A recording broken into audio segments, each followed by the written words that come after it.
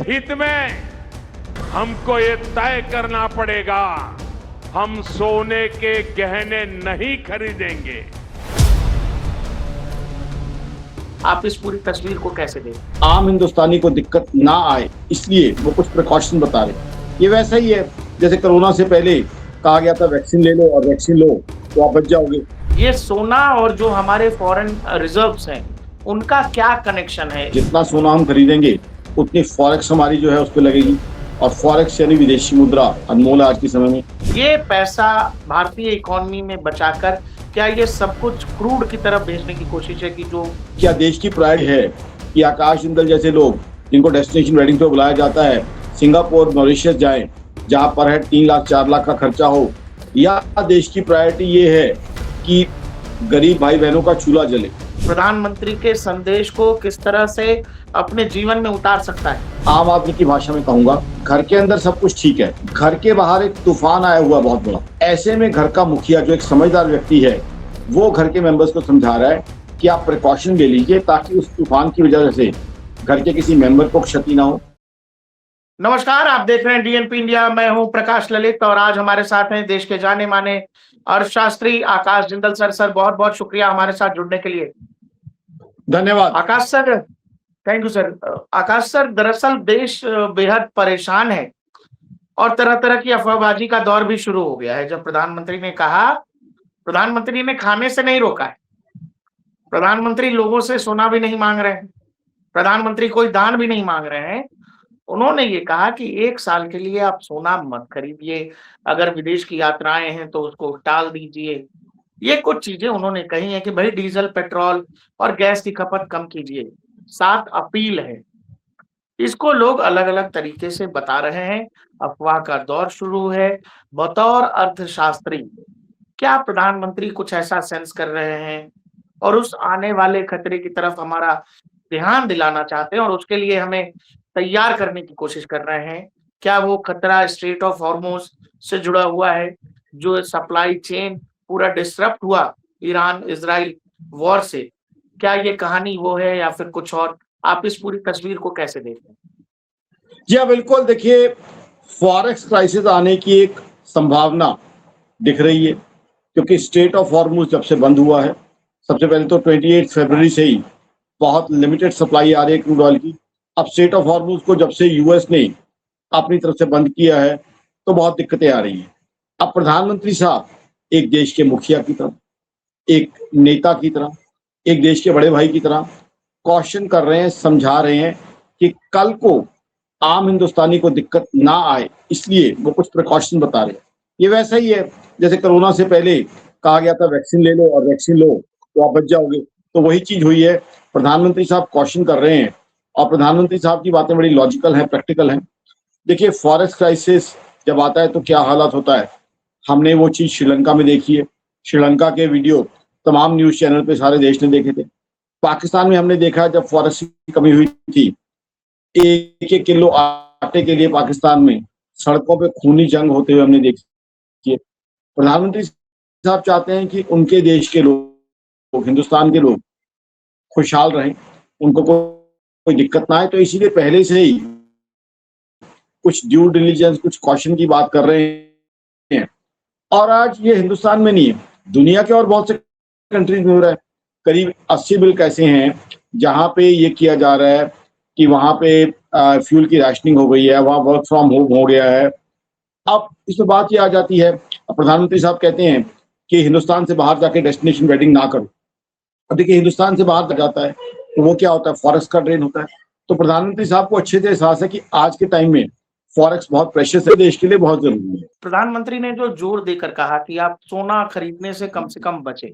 हमने इतिहास में भी देखा है कि जब भी युद्ध का समय रहा है, देश के प्रधानमंत्रियों ने, वित्त मंत्रियों ने ये कहा है कि सोने के लिए जो एक तरह का हमारे यहाँ आम लोगों में इमोशन है गोल्ड से रिलेटेड, उसको कहा गया कि इसको आप रोकिए, इससे बचिए।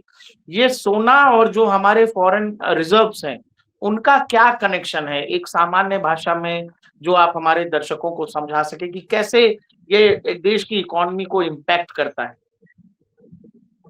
देखिए, जो आपने प्रश्न पूछा है उसमें 2 अलग अलग चीजें हैं। सबसे पहली चीज तो ये है कि सोना ना खरीदे। अब सोना ना खरीदने के पीछे तो क्लियर है, क्योंकि सोना इंपोर्ट होता है, जितना सोना हम खरीदेंगे उतनी फॉरेक्स हमारी जो है उस पर लगेगी, और फॉरेक्स यानी विदेशी मुद्रा अनमोल है आज के समय में, इसलिए प्रधानमंत्री साहब ने रोका है।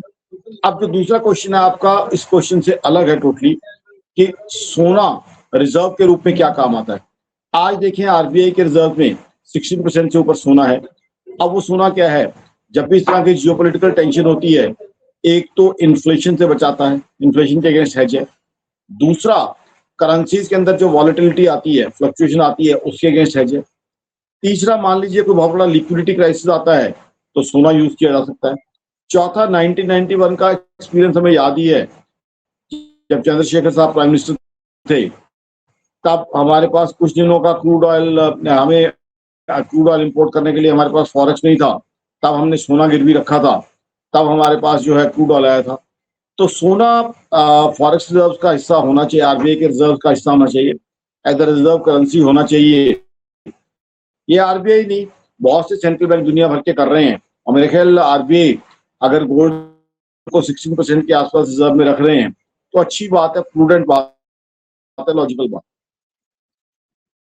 ओके सर, जैसे जो कहा जा रहा है कि तरह तरह की बातें लोग अब मार्केट में आ रही हैं कि देश बड़े संकट में है, देश बड़ी परेशानी में जा रहा है। क्या हम ये सब चीजें इसलिए कर रहे हैं कि आप गोल्ड मत लीजिए? जैसे गोल्ड का हमने 2025-26 में देखा कि उसके लिए भारत ने 6 लाख करोड़ के आसपास खर्चे हैं। जो हमारे लोग जो 3 करोड़ के आसपास जो विदेश जाते हैं, वो करीब 1.5 लाख करोड़ के आसपास खर्च करते हैं। ये पैसा भारतीय इकोनॉमी में बचाकर क्या ये सब कुछ क्रूड की तरफ भेजने की कोशिश है कि जो पूरा सप्लाई चेन जो डिसरप्ट हुआ और ऑयल प्राइसेस ऑलरेडी हाई हैं, तो हम केवल अभी तेल की तरफ ध्यान दें? हमें ये देखना है कि हमारी जी प्रायोरिटीज सर। क्या है। अब प्रायोरिटी क्या सोना पहनना है, सोने के गहने पहनना है, या प्रायोरिटी क्या है कि आकाश जिंदल जैसे लोग जिनको विदेश में डेस्टिनेशन वेडिंग पे बुलाया जाता है, हमें देखना है कि प्रायोरिटी सोने की क्या क्या देश की प्रायोरिटी है कि आकाश जिंदल जैसे लोग जिनको डेस्टिनेशन वेडिंग पे बुलाया जाता है सिंगापुर मॉरिशस जाएं, जहां पर है 3 लाख 4 लाख का खर्चा हो, या देश की प्रायोरिटी ये है कि गरीब भाई बहनों का चूल्हा जले। देश की प्रायोरिटी क्लियरली होनी चाहिए कि जो पेट्रोल डीजल या एलपीजी है वो यहाँ सफिशिएंट क्वांटिटी में मिले, क्योंकि एलपीजी नहीं होगी तो चूल्हा नहीं जलेगा। तो मेरे हिसाब से देश की प्रायोरिटी ये नहीं होनी चाहिए कि जो है रईस घराने की महिलाएं 10-10 लाख के ज्वेलरी सेट खरीदे, या आकाश जिंदल जैसे लोग 4-4 लाख रुपए खर्च करके डेस्टिनेशन वेडिंग पे जाए। आकाश जिंदल से कहीं ज्यादा इंपॉर्टेंट देश का वो मजदूर है जिसका चूल्हा जलना बहुत जरूरी है। तो आई थिंक देश की प्रायोरिटी क्या है कि हमारे पास एलपीजी हो, पेट्रोल हो, डीजल हो। सबसे इंपॉर्टेंट है हमारा किसान भाई के लिए डीजल बहुत इंपॉर्टेंट है। तो जाहिर सी बात है चीजें प्रायोरिटाइज करनी पड़ती है संकट में, तो जाहिर सी बात है एलपीजी के लिए, पेट्रोल डीजल के लिए वो फॉरेक्स चाहिए हमें। सर, ये जो पूरा डिसरप्शन है जो हॉर्मुज के चक्कर में है, इस वॉर के चक्कर में है, आप इसको कितना लंबा खिंचता देखते हैं? और अगर ये उतना लंबा खिंच रहा है तो भारतीय इकोनॉमी को डेंट जो हो रहा है वो किस लेवल तक का डेंट है? और हमें जो प्रिपेयर होने के लिए कहा जा रहा है वो प्रिपेयर्डनेस किस लेवल की होनी चाहिए? एक आम आदमी प्रधानमंत्री के संदेश को किस तरह से अपने जीवन में उतार सकता है? आम आदमी इस संदेश को उस तरीके से उतारे, हिंदुस्तान की अपनी इकोनॉमी बहुत मजबूती से चल रही है। हम आज दुनिया की बड़ी इकोनॉमी में से फास्टेस्ट ग्रोइंग इकोनॉमी है। अमेरिका, चाइना, जर्मनी सबके मुकाबले हम कहीं ज्यादा तेजी से तरक्की कर रहे हैं। लेकिन क्या है, आम आदमी की भाषा में कहूंगा, घर के अंदर सब कुछ ठीक है, यानी हिंदुस्तान की इकोनॉमी ठीक है, घर के बाहर एक तूफान आया हुआ बहुत बड़ा। तो ऐसे में घर का मुखिया जो एक समझदार व्यक्ति है वो घर के मेंबर्स को समझा रहा है कि आप प्रिकॉशन ले लीजिए ताकि उस तूफान की वजह से घर के किसी मेंबर को क्षति ना हो, घर के किसी सामान की क्षति ना हो। घर के अंदर सब कुछ बढ़िया है, हमारे अच्छी डिमांड, अच्छी कंजम्पशन है, बहुत अच्छी इनकम टैक्स कलेक्शन है, बहुत अच्छी जीएसटी कलेक्शन है, जीडीपी ग्रोथ 190 मुल्कों में से कोई भी मुल्क हमारे मैच नहीं कर पा रहा। तो हमारी इकोनॉमी अच्छी चल रही है, बट क्योंकि हम एक ग्लोबल इकोनॉमी का हिस्सा हैं, ग्लोबलाइजेशन के दौर में 85% के आसपास फूड ऑयल हम इंपोर्ट करते हैं, तो हमें जो ग्लोबल इम्पैक्ट है उससे अपने आप का बचाव करना। सर, जो ऑयल कंपनियां हैं उनके ऊपर कहा जा रहा है कि जब पूरी दुनिया में ऑयल प्राइसेस बढ़ रहे थे, भारत पिछले 3 महीनों से ऑयल प्राइसेस को कंट्रोल करके बैठा हुआ है। ऑयल कंपनियों पे बताया जा रहा है कि वो रोजाना का 2 से 2,500 करोड़ उनको नुकसान हो रहा है। दूसरी तरफ कुछ लोग दलील ये देते हैं कि जिस समय क्रूड ऑयल की प्राइसेस कम थी, उस समय भी भारत में ऑयल प्राइसेस जो है स्टैटिक थे, 198 के आसपास थे। तो उनका कहना है कि जिस समय बहुत कम थे, उस समय कंपनियां कमा रही थी। तो ये कंपनियां को लेकर जो पूरी कहानी है, इसको आप कैसे देखते हैं? देखिए, मेरी organization Akash Mittal dot in ने बार बार कहा है पिछले 4 साल से, आज मार्केट लिंकिंग है पेट्रोल और डीजल की, तो उसका हमें एक ट्रांसपेरेंट फॉर्मूला दिया जाए।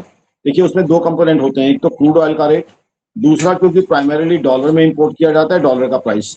तो मैं तो कह रहा हूँ ऑयल मार्केटिंग कंपनी से कि हमें आप फॉर्मूला दे दीजिए, किसकी कितनी वेटेज है, डॉलर की कितनी वेटेज है, क्रूड ऑयल की कितनी वेटेज है, ताकि हम देख सकें कि क्रूड ऑयल में चेंज होने पे या डॉलर में चेंज होने पे पेट्रोल और डीजल पे क्या इम्पैक्ट आएगा। तो उसके लिए एक मैकेनिज्म, एक फॉर्मूला की रिक्वायरमेंट है जो देश के सामने रखा जाए, ताकि देश समझ सके कि क्रूड ऑयल और डॉलर के चेंज होने से कितना रेट में फर्क आएगा। तो जब मार्केट लिंकिंग है तो जाहिर सी बात है, ट्रांसपेरेंट फॉर्मूला होना चाहिए। अभी आपको लग रहा है कि ऑयल कंपनियों पर बहुत ज्यादा प्रेशर है, क्योंकि दुनिया में ऑयल प्राइसेस अचानक से बढ़े हैं, भारत में ऑयल प्राइसेस अभी तक नहीं बढ़े हैं कमोबेश?